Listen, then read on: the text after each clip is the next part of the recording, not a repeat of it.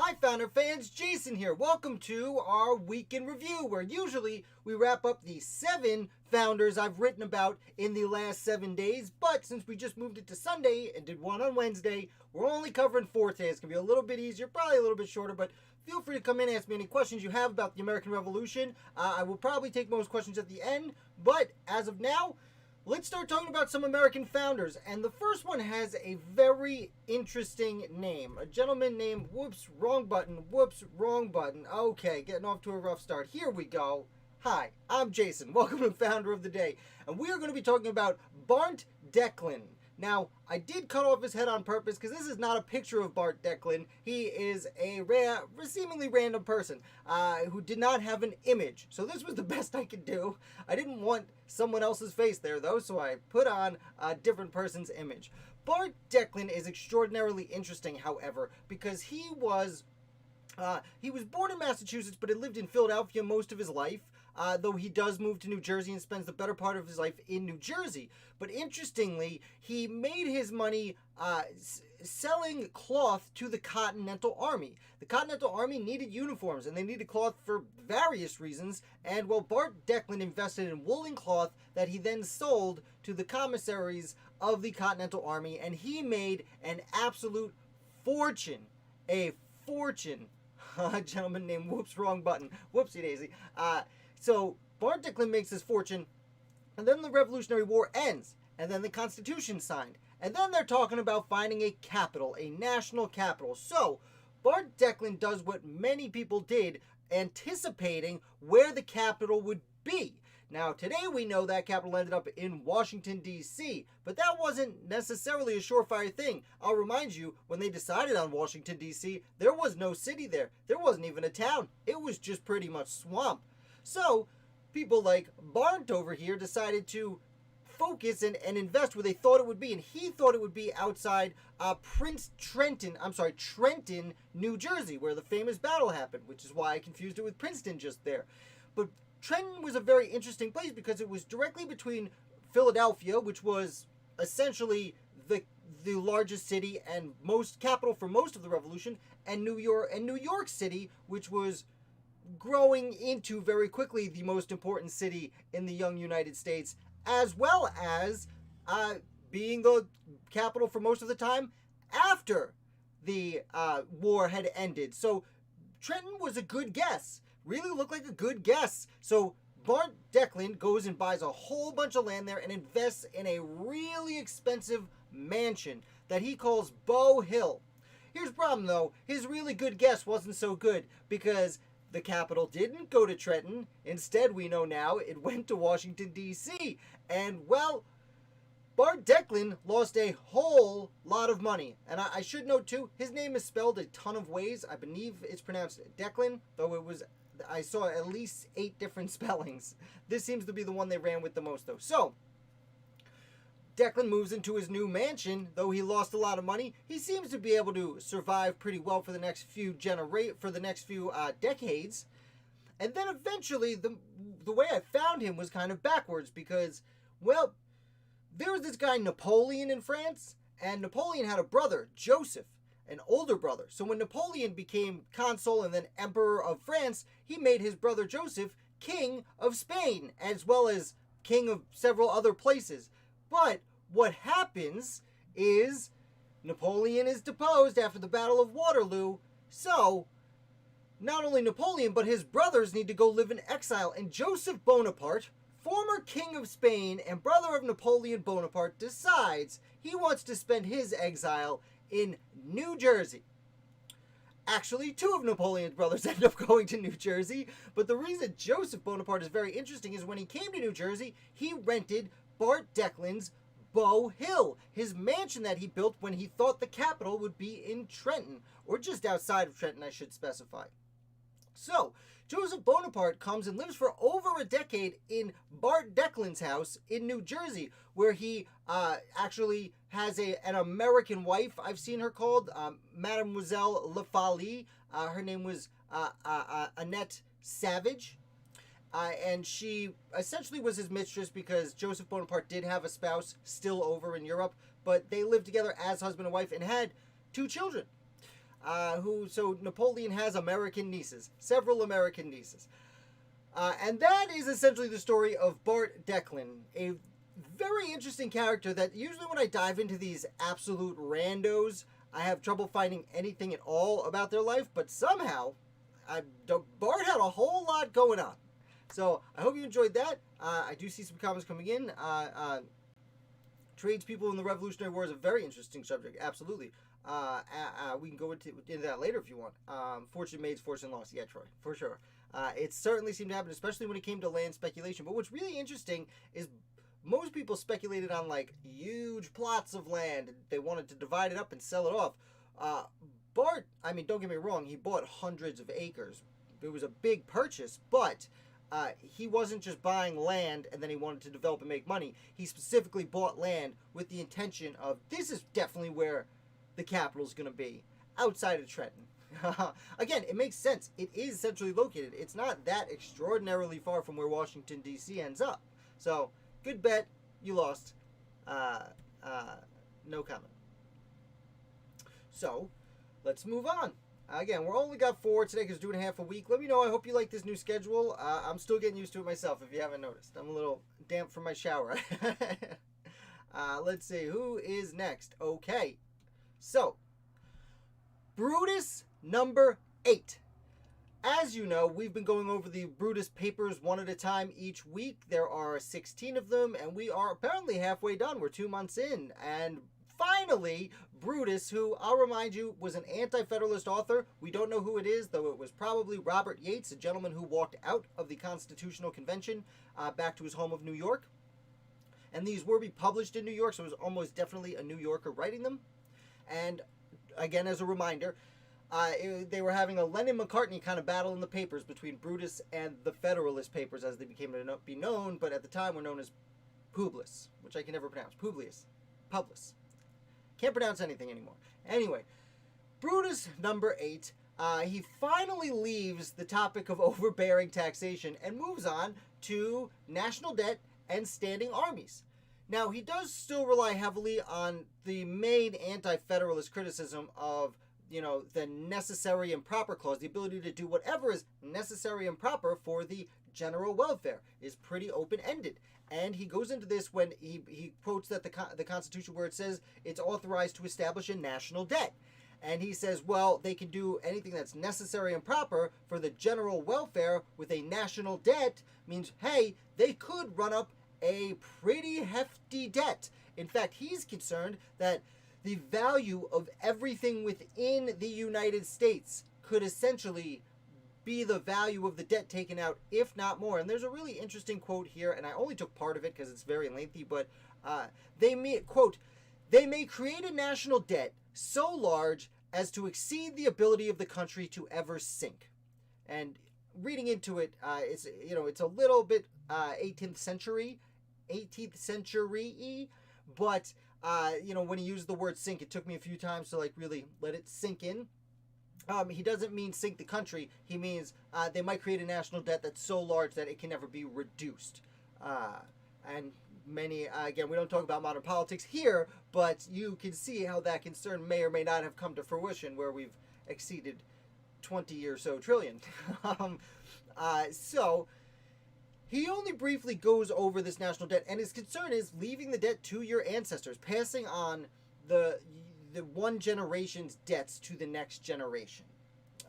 It was a major fear of his, and whether or not it is a good or bad thing is certainly debatable, but it certainly seems to have been a prediction that came more or less true at this point. But Brutus spends most of essay number 8 analyzing standing armies. Now, what's interesting is when I say he spends most of it, he actually has a really long quote, 3 paragraphs, almost a third, up to almost a half of number 8 is a quote from a gentleman named William it doesn't look as hard as it sounds. William Pulteney, who was a British politician who was actually more popular.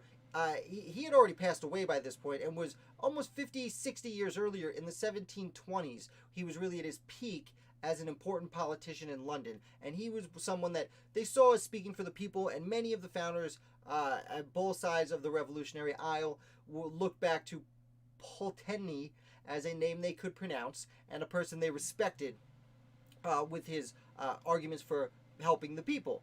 And to sum up this quote, he essentially says, standing armies are not treated the way other people are treated. Standing armies get their own laws. They are taught to obey orders and follow the law that they are supposed to follow in general, at least in Brutus's estimation, is that of their superiors. When you're in an army, you are supposed to follow orders. As opposed to a militia where, yes, you were supposed to follow orders when you were in your militia, but you were only in the militia part-time because you were a full-time citizen. And many founders didn't like full-time soldiers. Now, we hear a lot of talk nowadays about the American Revolution, how they didn't like the standing army, and that was a huge concern, and one of the reasons they didn't want Britain around. And, well, to be fair, if you were an anti-federalist like Brutus, yes, that was an argument you had. But if you were a federalist and you wanted the Constitution to happen, like Alexander Hamilton and James Madison did, then you in many ways were very much in favor of a standing army. And not to get too off topic, and I forget which of the 85 Federalists it's in precisely, but I do remember clearly Alexander Hamilton makes the argument for a standing army by pointing out, looking at the borders. At the time, America was not sea to shining sea, it was barely even to the Mississippi. And there were not only other nations, the Spanish were there, the French still were kind of hanging around in the Northwest, the British were there, and then all the Native American tribes. And the argument was being made, well, who do you want guarding the United States? Like, who do you want at Fort Pitt before it was Pittsburgh? Who do you want there? Do you want a well-trained army who's paid to make sure no one crosses into the United States, or do you want a bunch of farmers and artisans who take 2 weeks a year to train and then just go sit on the fence for a few weeks? And again, this argument rang clear at the time because it was pretty well known that during the Revolutionary War, the militias for both the Patriots and the Loyalists were very skittish and ran away pretty quickly. So I just did want to throw that out there because, standing armies, I don't want to call it a hot button issue or a common, it's a common thread that we see in the American Revolution is they hated standing armies, and it should not be. Even though I am talking about Brutus number 8, where he does not like standing armies, I don't want to just brush standing armies aside as if there was not a valid argument for them, hence why we have one and have had one since the Constitution, essentially since the Constitution was ratified. I guess a few years later, 94, when Anthony Wayne creates the Legion of the United States, founded Legion of the United States. So that, in a pretty expansive nutshell, is Brutus number 8. And why don't we keep on keeping on here? Unless you guys have questions, I'm gonna take a quick sip of my coffee. And yes, it is the morning, so I'm having a coffee. Technically the afternoon. I get it. Come on. It's not nighttime, which is usually when I'm having a coffee. And we're going to go over the 2 articles from this weekend. Again, these are older articles that I've drawn from my now very extensive archives, but they're a lot of fun. And right now we're going to talk about Joey Spence a lot. Joseph Spencer was one of the original brigadier generals in the Continental Army. By the time the American Revolution began, Joseph Spencer had already served in King George's War and the French and Indian War. He was already he was already about 60 years old and had a lifetime of experience. He was already he was from Connecticut and was in the Connecticut militia, hence why he was so quickly appointed as a brigadier general, one of the original 8 in the Continental Army, because he already had the experience and really already had the position. And he was from Connecticut. They needed someone from Connecticut. When Lexington and Concord happens, he comes out and joins the siege of Boston. Again, he does that before he's appointed. So he's there before George Washington arrives. Again, adding to his stature.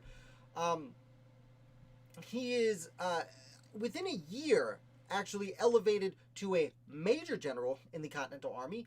And he becomes second only to William Heath, in overseeing the Eastern Department, as it was called, although the names did kind of change depending on who was writing the letter. One of the leaders of the North and in New England throughout the war. So he is actually sent to Rhode Island. And while he's at Rhode Island, originally he's supposed to have taken up defensive positions, but then he receives an order to launch a surprise attack on the Redcoats in Rhode Island. Now, he receives reinforcements for this, but they are militia reinforcements. They are undermanned, they are undertrained, and they are underprepared.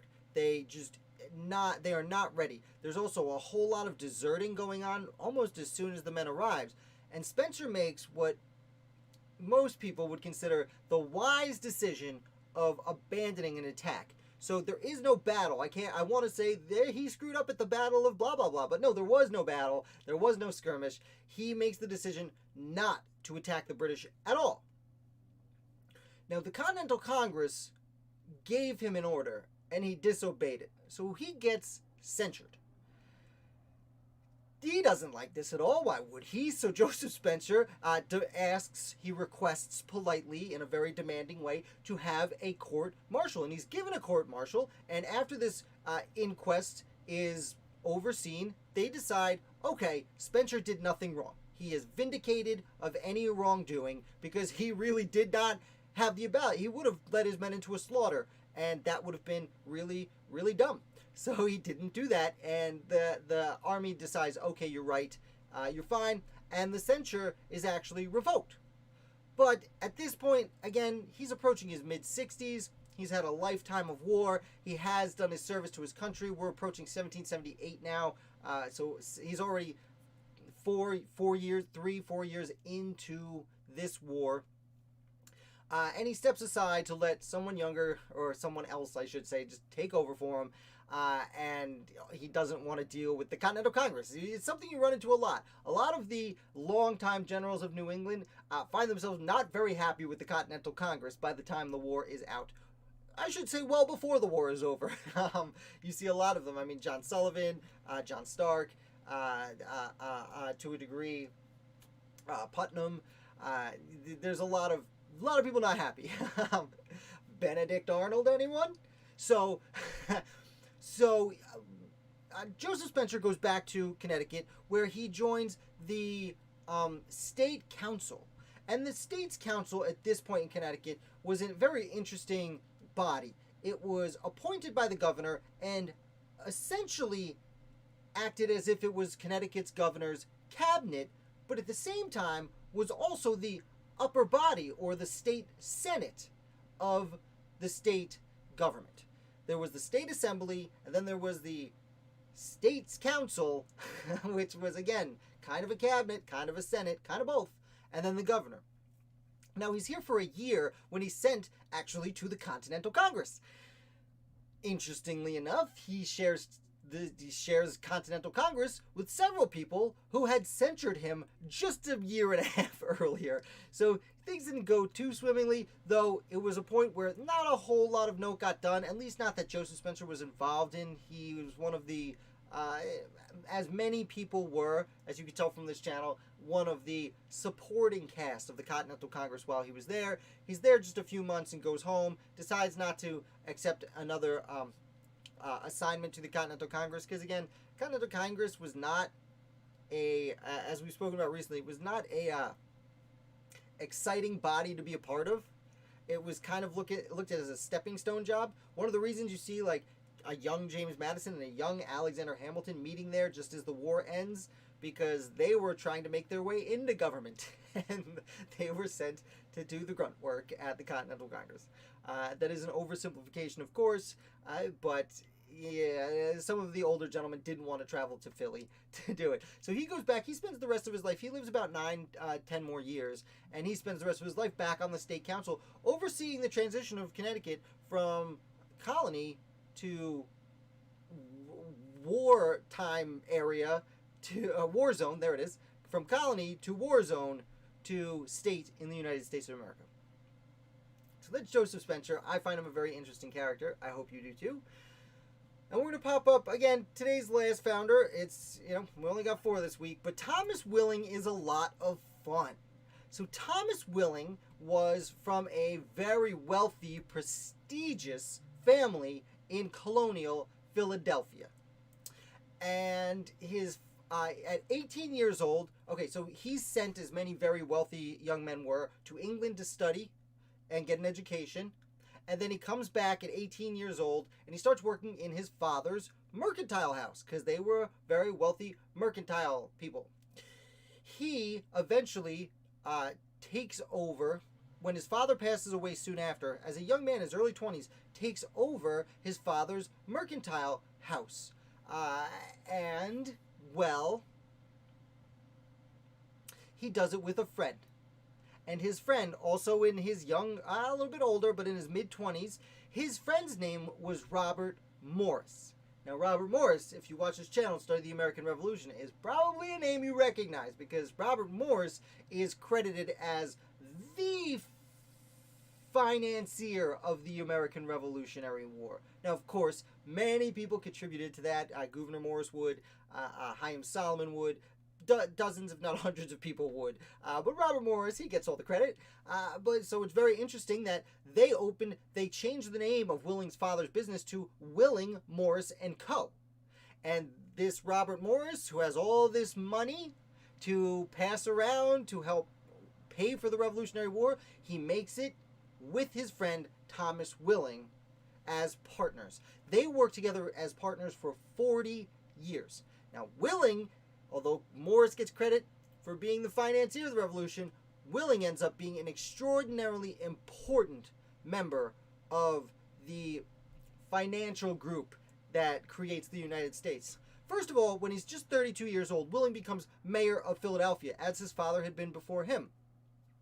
He becomes a city justice. He works in all sorts of lower level offices too before he gets up to mayor. After his term as mayor, he is appointed by the royal governor as an associate justice of the Supreme Court of Pennsylvania. Now, Pennsylvania is still a colony at this point. So, when the American Revolution seems to be a brewing, he doesn't go to the First Continental Congress, but Willing is sent with his buddy, Robert Morris, to the Second Continental Congress. Now, Willing is one of these very wealthy Philadelphia merchants who does not want to separate from England. King George has done very well for some of us, and it is a very harrowing time. And as you know, or as you may know, Robert Morris was stepped aside and did not vote for independence when the American Revolution came. When the vote came to the floor in July of 1776. As did John Dickinson. John Dickinson, another amazingly important founder, just like Robert Morris and Thomas Willing. He absented himself from debate that day so he wouldn't have to vote against it. And Thomas Willing did the same thing. He absented himself with John Dickinson. Now, after independence was voted for, Robert Morris had a famous line that I'm going to paraphrase because I can't quote. No, I will quote it. It is. I'll quote the second half of it. I'm going to paraphrase it. It is a person's responsibility to, quote, follow when he cannot lead. And Robert Morris goes on to sign the Declaration of Independence even though he didn't vote for it. Thomas Willing, however, doesn't want to sign it, as John Dickinson didn't, and they were both elected out of office, as many people were in the aftermath of the vote on independence in July of 1776. Many people, two things happened. Many people who voted for independence ran home to their states, which was more important than the Continental Congress, to go get to work on their states. So there's some very big names did not sign the Declaration of Independence because they left in the month between July 2nd when they voted for independence and August 2nd when they signed the Declaration. But not only did some people go home and then get replaced, some people who were not voting for independence were replaced because they were not radical enough anymore. You got to get out of the way. Robert Morris got to hang around because he knew he should follow when he could not lead. But Thomas Willing, same with John Dickinson, was replaced. So, Willing's standing in patriotic society does take a little bit of a hit He's one of these families that some people in his family hung around when the British would come into Philadelphia a few years later and then leave. So his loyalties were a little bit questioned. But then the revolution ends. And we need to organize this economy. So the Continental Congress, or I should say the Confederation Congress, both Robert Morris and this young man he's taken a liking to that George Washington also liked, Alexander Hamilton, they worked together to push through a bill through Congress to create a national bank. Because, well, Robert Morris is running out of money, and the rich people can't pay for it anymore. We need to figure out like a mechanism to help pay off this war and establish this new nation. And this bank that they create now. The bank, it was a private company, but it sold shares to the general public and, for the most part, to the government. Almost 70% of the stock was purchased by the government, the United States itself. 10% was purchased by William Bingham, another super wealthy merchant in Philadelphia who we've talked about before, one of the richest men in the young United States for a while there. He owns 10%, which is the biggest private ownership. They call this bank the Bank of North America. And the Bank of North America's first president is Thomas Willing. He is the first president of the Bank of North America, the first central bank in the United States, for lack of a better term, though it wasn't really that centralized. Each state, for the most part, had its own banks, many, many banks. And they went on to, he was there for about 10 years, the entire history of the Bank of North America, until the Constitution is created.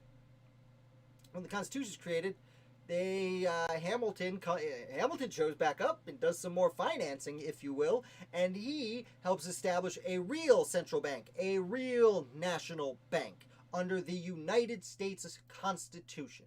And this national bank was called the First Bank of the United States. And the president of this bank, well, was a guy who just retired from the Bank of North America. Thomas Willing left the presidency, having been the only person to be president of the Bank of North America, and became president of the First Bank of the United States, and helped to organize the first bank, the first two national banks in American history. Now, the Bank of North America didn't disappear when he left. The name escapes me. Someone else did take over as president. And if I'm not mistaken, these were two of the three, I believe. Now, don't quote me on this. I know the First Bank of the United States was one. I think the Bank of North America, and I think it was Bank of New York, were the first three banks traded on the New York Stock Exchange. That Alexander Hamilton just happened to create right about that time, as did many of the wealthy New Yorkers who were saying, hey, Philly, we're going to take over from here. Sorry about that. Again, leading back to Bart Declan, who we were talking about, guessing that the capital would be in Trenton, because that was right in between the two financial centers of the emerging United States. That is that. I hope you enjoyed these four founders. Only four founders this week. Again, I'm glad you guys are coming out on Sundays. Thank you so much. I hope you guys like some of the changes. We have a lot of exciting stuff coming up this week. I'm seeing some questions. Did he sign anything? I don't think Joseph Spencer signed anything, though we should remember Spencer. I don't think Thomas Willing signed anything, but you know what? We should remember the name Willing, because there were a few other Willings who... Willing might be an answer, but I don't recall. Bart Declan, you can forget that name. What you can remember about Bart Declan, remember that Joseph Bonaparte lived in New Jersey. That's what you need to remember. And remember that some people thought that Trenton could have been one of the capitals of the United States. Interestingly, again, we were talking about Hamilton, the play, the other day. I know a lot of you guys haven't seen it. I really recommend you watch it. If you're American Revolution fans, if you watch this channel, then you should definitely take the time to watch Hamilton. It's at least a fun version of the American Revolution for anything else.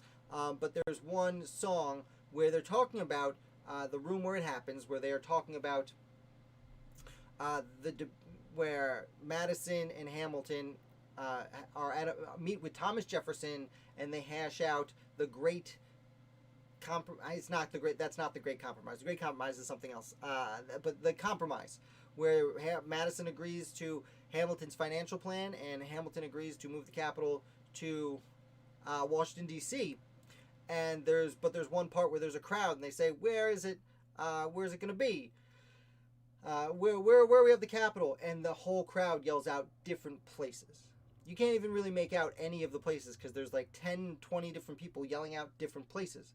And it's a really kind of side joke that you have to get. I think that joke goes over the heads of a lot of people who watch it. But it's really one of the many very interesting, accurate details about that show. Of course, not everything's accurate. It's a Broadway play. But it's one of the really accurate details about the show where there was debate. Like, Continental Congress spent most of its time in Philadelphia, but it had been it ran away to York and Lancaster. It had gone to Baltimore. It had gone to Annapolis. It had gone to Trenton or Princeton. Now I keep getting Trenton and Princeton all mixed, conjambled in my mind right now. But it had been in New Jersey, but it had spent the most time first in Philly, and then the second most time, the last 6 years till the Constitution, in New York City. And there was an argument to be made that New York City was growing. It was obviously a great port. It was an island. And they were already talking about building a canal. So, just very interesting, the places. I actually considered doing a little bit of a series on the capitals of the United States. Let me know if that would be interesting to you. I can make that just one article if you want. Troy, I do see, doesn't sound like Thomas was willing. Well played. You've definitely gotten me on better jokes than that, but well played. I like where you're going with it. Ginger, let's see. No, he didn't sign the Declaration. Robert Morris signed the Declaration. Dickinson is a name we definitely have to remember. George Washington apparently picked D.C. because it was the middle of the colonies, neither north or south. Yeah, well, so, yeah. To be fair, Washington, D.C. isn't that far from Philadelphia. So that was one of the arguments for Philadelphia. And New Jersey is pretty much in the middle. It's a little further north, of course, but when you look at the population at the time, not really, because Georgia was desolate. Almost desolate. By the time the Constitution is signed, Kentucky has almost the same population as Georgia does. So, yes. And yeah, Washington, George Washington definitely had a hand in choosing the capital, and he had a major hand in plotting it out and building it and working with L'Enfant to, design it. But truth be told, I don't know.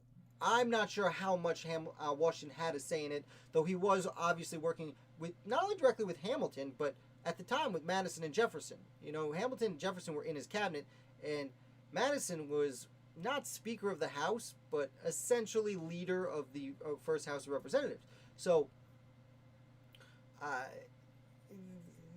everyone was kind of like, yeah, okay. Truth be told, it still surprises me that Madison so gave into. Hamilton dominated that discussion. Hamilton got to remake the entire economy of the United States, an economy we still live in today, so that they could have the capital closer to Virginia. It seems like Madison would have been a better negotiator than that, especially with Jefferson in the room. But again, like the song says, no one knows what happens in that room. And there's a great chapter about it in the book Founding Brothers by Joseph Alice that discusses it too. So, really interesting. Troy, you think capitals would be interesting? You know what? All right, maybe Sunday. I take Saturdays off and then Sunday. So today I'll put in time today. Maybe I'll see if I can get that out tomorrow. That'll be fun. That'll be really fun. We can start off next week with it. So, well, now I've made a promise. Let's see if I can keep it. Cool. You guys have any other questions? Here I am. Again, it's a little short. It's only 35 minutes at this point. But again, we only did 4 instead of 7. But this week we got a bunch of interviews coming up. I'm very excited. Starting tomorrow with Christian Despina, who wrote Founding Martyr, and we are going to be... Christian is tomorrow. Tomorrow at 8:15, I will be right here live with Mr. Despina. The G is silent. I've been pronouncing his name wrong for several years. But as he told me, apparently he is one of 13 children, and half of his siblings pronounce it wrong 2. So I don't feel so bad.